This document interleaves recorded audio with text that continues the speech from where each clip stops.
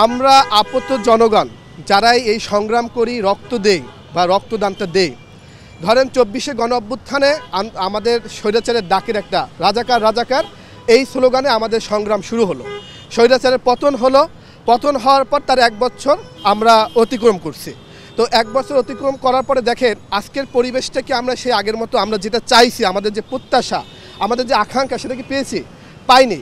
কারণ বর্তমান যে রাজনীতিগুলো, সেই রাজনীতিগুলো মানুষের জন্য না। আমরা স্লোগান দিই ক্ষমতা না জনতা, জনতা জনতা। এই জনতার স্লোগানটা যারা দেয় তারা নিজেরা জনতার জন্য রাজনীতি করে না।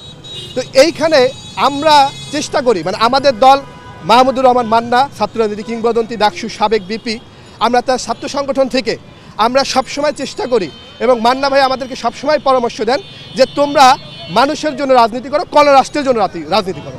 মান্না ভাই গণরাষ্ট্রের স্বপ্নদ্রষ্টা। তিনি বলেন যে আমার বাংলাদেশে সকল মানুষের খাদ্য নিশ্চিত করতে হবে, সকল মানুষের স্বাস্থ্য নিশ্চিত করতে হবে, সবাই সুস্বাস্থ্য পাবে, সবাই নিরাপত্তা পাবে, বেকারত্ব দূর হবে। এগুলো যখন নিশ্চিত হবে তখন আপনি একটা নতুন বাংলাদেশের স্বপ্ন দেখতে পাবেন। কিন্তু বাংলাদেশের অভ্যুত্থানের পরে আপনি যতই অভ্যুত্থান হয়েছে, কিছু নেতারা সাময়িক কিছু নেতারা তারা বলিষ্ঠ নেতৃত্বে চলে যায়, তারা সরকারে চলে যায়। এই সরকারে যাওয়ার পরে তাদের দায়িত্ব থাকে সরকারের পৃষ্ঠপোষকতায় নায়াসিনামাইড ও স্যালিসাইলিক সমৃদ্ধ লিলি ফেস ওয়াশ, যা ফেসের ডেড স্কিন সেল দূর করে দেয় দ্বিগুণ ফাস্টার ব্রাইটেনিং। নিজেদের কিভাবে ঘটি বাটি ঠিক করবে, নিজেদের আখের গোছানোর জন্য তারা প্রস্তুতি নেয়।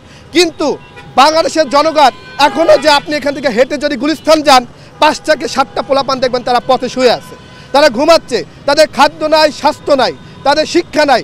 এই দেওয়ার মালিককে সরকার। নাগরিকত্ব তো তারও আছে, সেও তো বাংলাদেশের নাগরিক, বাংলাদেশের সন্তান। তাহলে তার অধিকার কোথায়? আমি তো আমার অধিকার বুঝে নেওয়ার জন্য সংগ্রাম করেছিলাম না?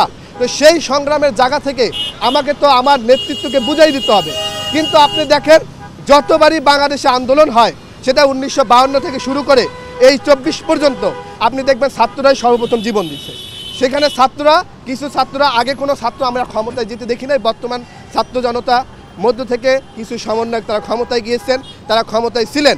তাহলে তারা ক্ষমতায় থাকতে ছাত্র জনতার মধ্যে তাহলে বাংলাদেশের কোনো পরিবর্তন আমরা কেন দেখছি? এটা হচ্ছে আমার প্রথম প্রশ্ন। ঠিক আছে, আগামী সরকার আসবে, তারা করবে। আগামী যে সরকার আসবে সেই সরকার কারা হবে? যারা আমরা দেখতেছি সবচেয়ে শরীর বড়, দেহ বড়, যাদের লোক বেশি, তারাই সরকার হবে। কিন্তু প্রত্যেকটা দলের যে ম্যানিফেস্টো, প্রত্যেকটা দলের যে ইশতেহার, সেগুলো আমাদেরকে পড়তে হবে, জানতে হবে। কিছু কিছু দল সেগুলো কিন্তু ভালো কাজ করছে। তো সেইখান থেকে আমি আমার দলের পক্ষ থেকে বলবো যে আমাদেরকে আগে মানুষের অধিকার বুঝিয়ে দাও।